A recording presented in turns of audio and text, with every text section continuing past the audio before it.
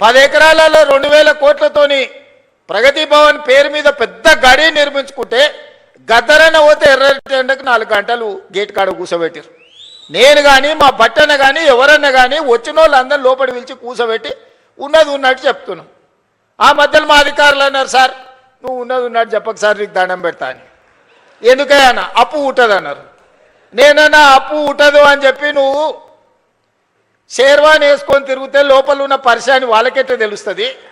లోపల బనీన్కు బొక్కలే ఉన్నాయి, డ్రాయర్కు బొక్కలే ఉన్నాయి, అంగి లేనే లేదు.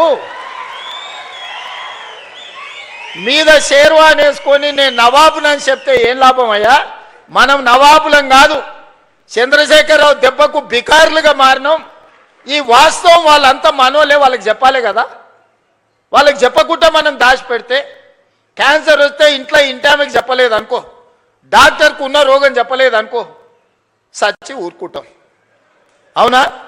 అందుకే నేను చెప్పిన ఇదంతే ఏం కాదు, ఏమైతే అది అయింది కుల్లం కుల్ల ఉన్నది ఉన్నట్టు చెప్తా, లెక్కలు చెప్తా, ఉన్నది చెప్తా, చేసేది చెప్తా, చెప్పిందే చేస్తా.